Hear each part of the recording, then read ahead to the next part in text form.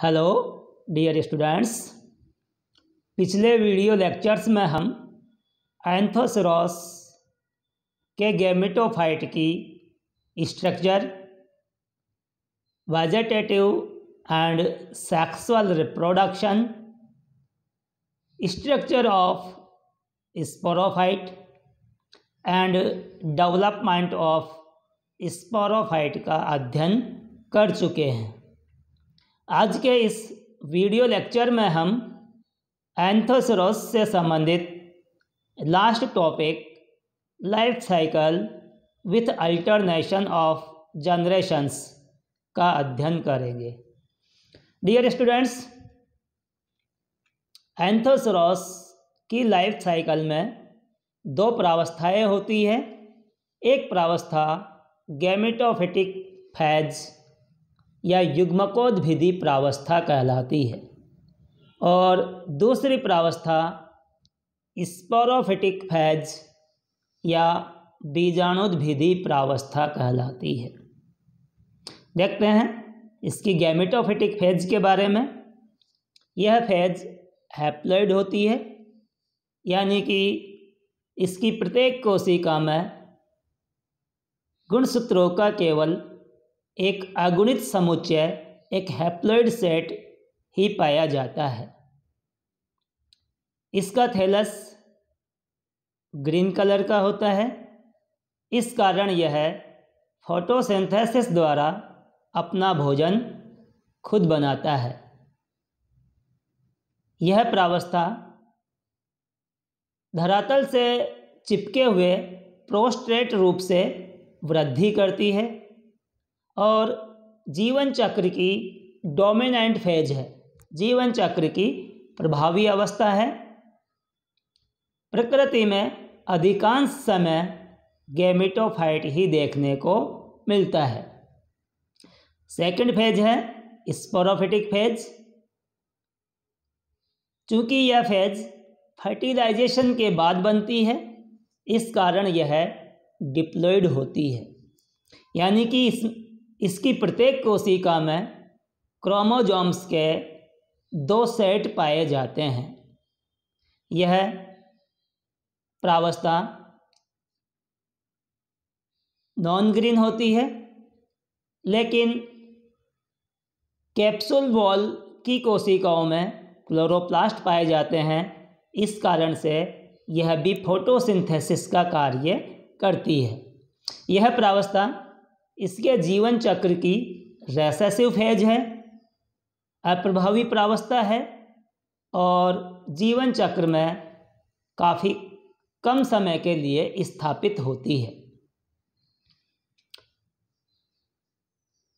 जीव के जीवन चक्र में गैमेटोफिटिक फेज से स्पोरोफिटिक फेज और वापस स्पोरोफिटिक फेज से गैमेटोफिटिक फेज स्थापित होती रहती है, जिसे अल्टरनेशन ऑफ जनरेशंस कहा जाता है। The alternation of a gametophytic phase and a sporophytic phase in the life cycle of an organism is known as alternation of generation.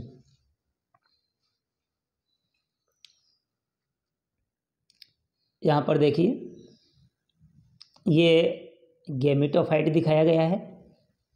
Gametophyte पर मेल सेक्स ऑर्गन एंथेरिडियम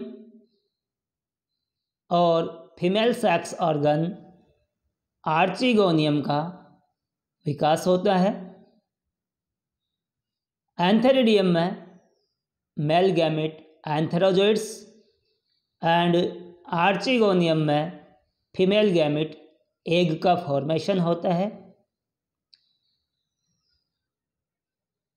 दोनों में fertilisation होता है और fertilisation से एक डिप्लॉइड स्ट्रक्चर का निर्माण हो जाता है, जो जाइगोट कहलाता है। यह जाइगोट स्पोरोफिटिक फेज की प्रथम कोशिका है। यह डिवीजन एंड डेवलपमेंट के द्वारा एक डिप्लॉइड प्लांट बॉडी बनाती है, जिसे स्पोरोफाइट कहा जाता है। ये स्पोरोफाइट, स्पोरोफाइट के कैप्सूल में डिप्लॉइड स्पोर मदर सेल्स होती है और ये diploid spore mother cells meiosis द्वारा हैप्लॉइड स्पोर्स का निर्माण कर लेती है।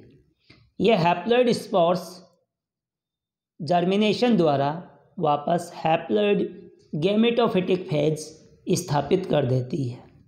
इस प्रकार लाइफ साइकिल में गैमेटोफाइट से स्पोरोफाइट और स्पोरोफाइट से गैमेटोफाइट, आफ्टर देन गैमेटोफाइट से वापस स्पोरोफाइट का निर्माण होता रहता है, जो अल्टरनेशन ऑफ जनरेशंस कहलाता है।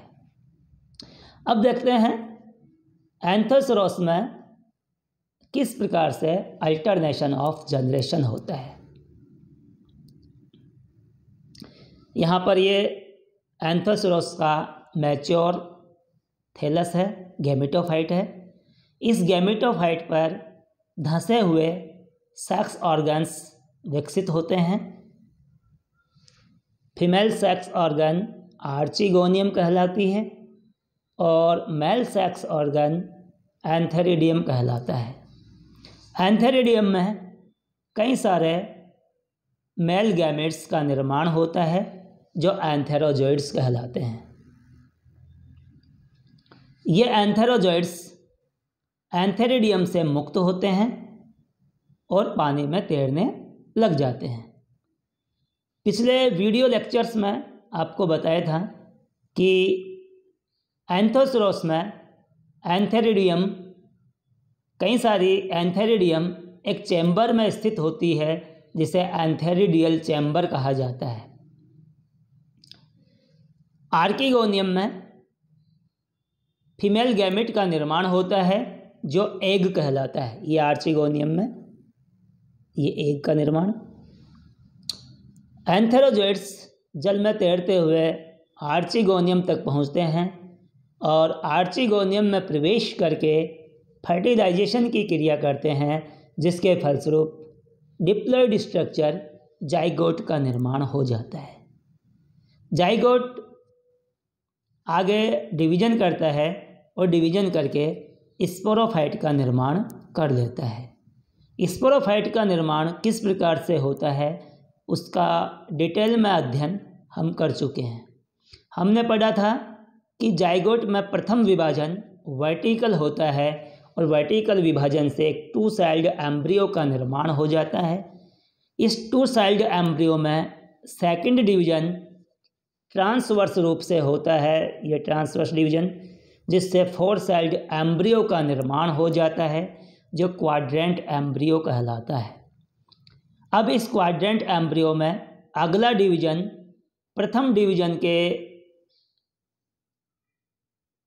उदग्र रूप से, यानी कि प्रथम डिवीजन के समकोण पर होता है और उदग्र रूप से होता है, जिससे 2 सोपानों में कुल 8 कोशिकाएँ बन जाती है। इस 8 कोशिकीय एम्ब्रियो को ऑक्टेंट एम्ब्रियो कहा जाता है।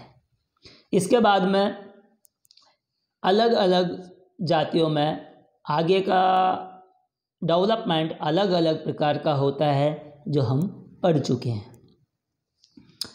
कैप्सूल में स्पोर मदर सेल्स और इलेक्टर मदर सेल्स होती है। स्पोर मदर सेल्स के मियोसिस से हैप्लॉइड स्पोर्स का निर्माण होता है। यहाँ पर यह हैप्लॉइड स्पोर्स का निर्माण हो गया, सॉरी यह है स्पोर मदर सेल, यहाँ पर मियोसिस हुआ और ये स्पोर टेट्राड बन गए जिसमें 4 अगुणित स्पोर्स होते हैं। इसके बाद में ये चारों स्पोर्स एक दूसरे से पृथक हो जाते हैं, कैप्सूल से मुक्त होते हैं, धरातल पर गिरते हैं और धरातल पर गिरने पर इनका जर्मिनेशन होता है और जर्मिनेशन होने पर वापस से गैमेटोफाइट का निर्माण हो जाता है। इस प्रकार से इसके जीवन चक्र में गैमेटोफाइट से स्पोरोफाइट और स्पोरोफाइट से वापस गैमेटोफाइट का निर्माण होता रहता है और इसका जीवन चक्र पूर्ण हो जाता है। धन्यवाद।